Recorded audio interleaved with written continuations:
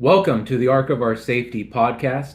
My name is Brad Fields, and I want to give a few thoughts on the Declaration of Independence. This is a very special day, and so stay tuned. Thomas Jefferson in 1809 referred to the Constitution as the Ark of our safety.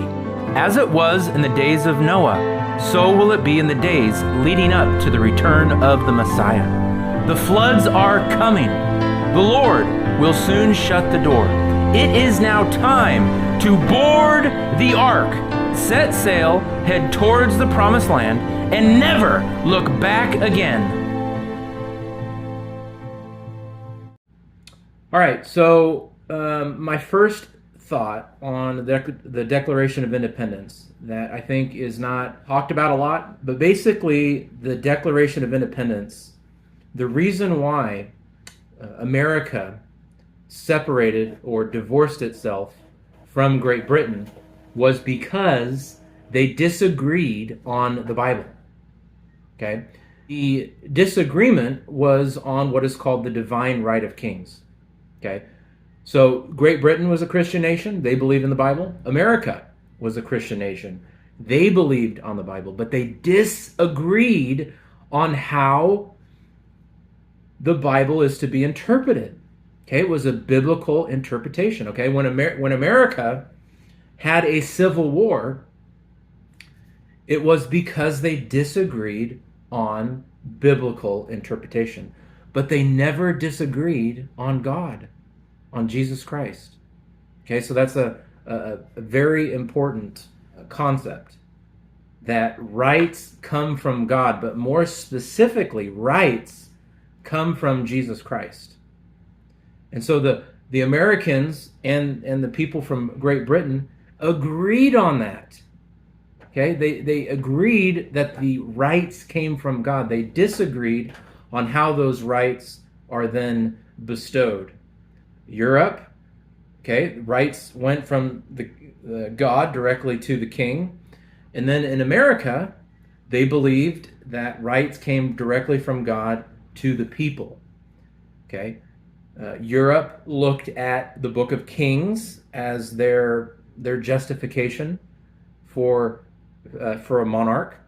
America looked at the children of Israel, specifically Exodus chapter 18. Thomas Jefferson and Benjamin Franklin, both when they were proposing the seal for the United States, both had images of Israel. Okay, Thomas Jefferson also added, in addition to Israel, he also had the leaders of the Anglo-Saxons who were in the 8th century AD, who closely reflected or modeled their nation after the principles of the nation of Israel found in the Bible.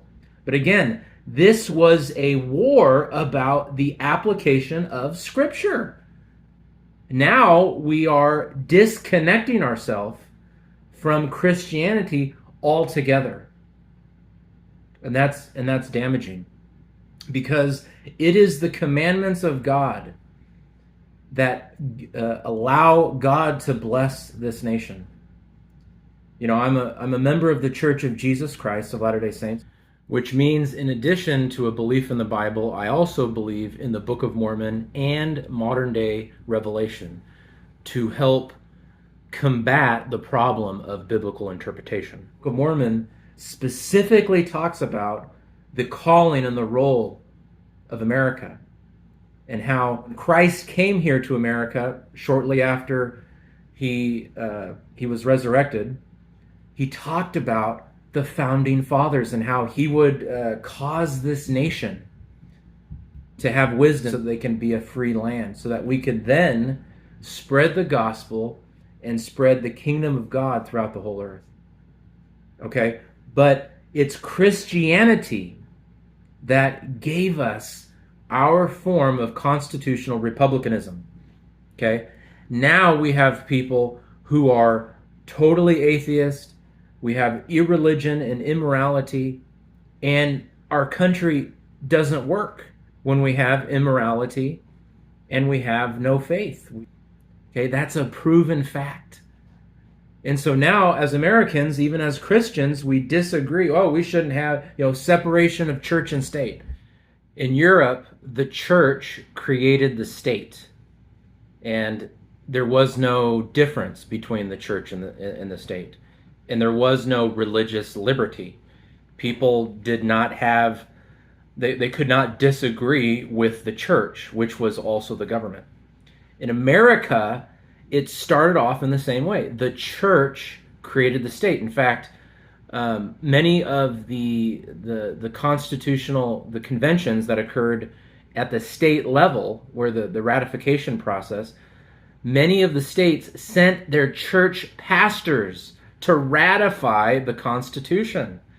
Okay, the church was involved in the creation of the state, but the church established rules and the proper relationship between the church and the state, because the state is a child of the church.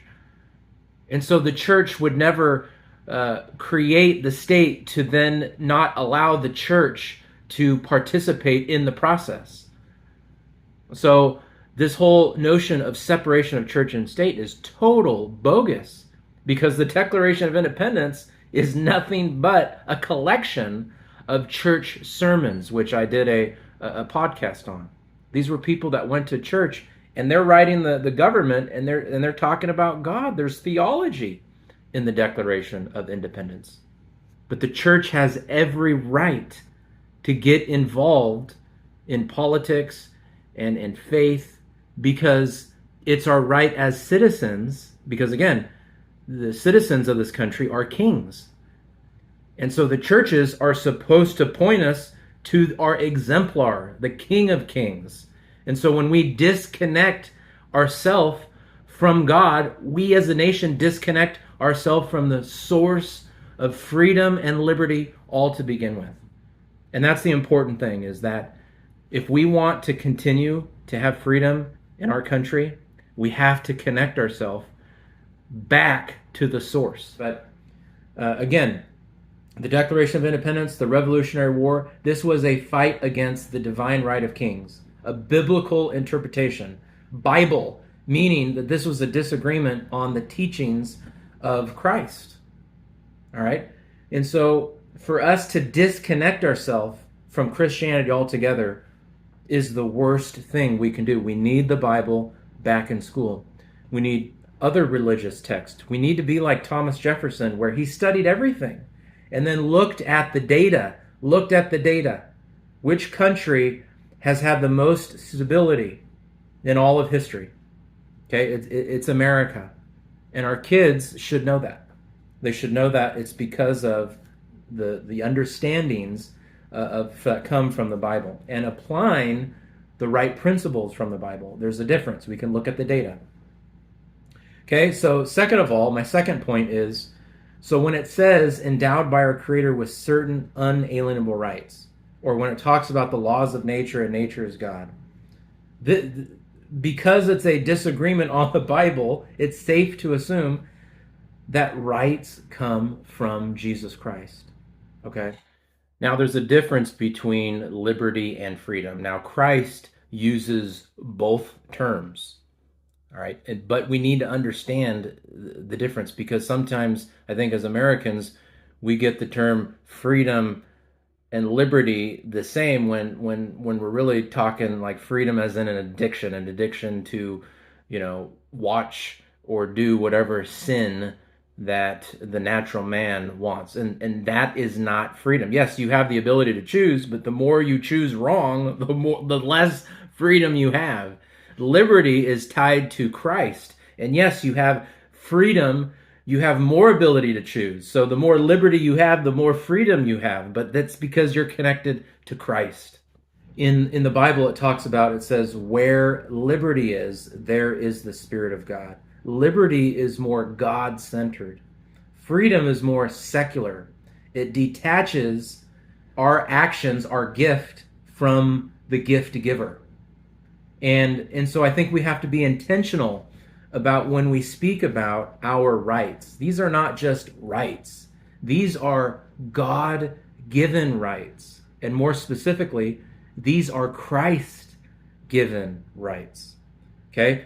The fruits of liberty have a tree and there's roots. And so when we disconnect the fruit from the tree, we're swimming in dangerous water. And we will be swallowed up by the cultural currents of the day, and Satan will have power over us. This is a nation that is built up by the founding fathers who were inspired by Jesus Christ. And I want to leave you with one of my favorite scriptures that talks about this, and this is in John chapter 19.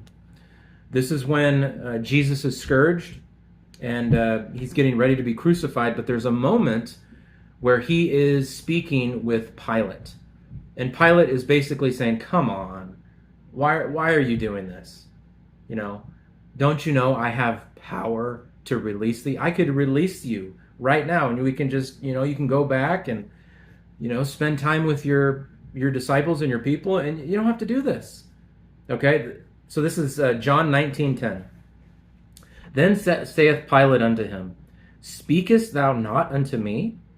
Knowest thou not that I have power to crucify thee, and have power to release thee? Okay, and then listen to this. This is powerful. Jesus answered, Thou couldst have no power at all against me, except it were given thee from above. Rights come from my Father, basically. You have no power, Pilate. I am the ruler. I am the creator of this earth. You want to talk about power? And so he continues, Christ. Therefore, he that delivered me unto thee hath the greater sin. Now Pilate is starting to feel guilty. We don't understand how Pilate feels until the next verse. This is verse 12. And from thenceforth Pilate sought to release him. And so Pilate felt the words of the Creator, of nature's God. I testify that nature's God is Christ, that he is the creator of all things. And again, people today, they talk about nature and they disconnect that from the living Christ. And so let's just remember that these things are gifts from God, and more specifically, gifts of Jesus Christ. And that we have a great duty as Christians to pray for our nation, to help people, to teach ultimately the truth about Jesus Christ. That it's only through Jesus Christ that we can find true peace, that we can have answers to the mysteries of life. And that specifically in the Church of Jesus Christ of Latter-day Saints, there is a restoration of all things. Not just a reformation, but a restoration of the true order of God, where there are prophets and apostles and an organized church that teaches both the importance of church leadership, but also a personal relationship with Jesus Christ. Well, I hope you've enjoyed this message. Please share it, like, subscribe, comment, and you can email me at arkofursafety@gmail.com for any questions or things that you would like for me to specifically address.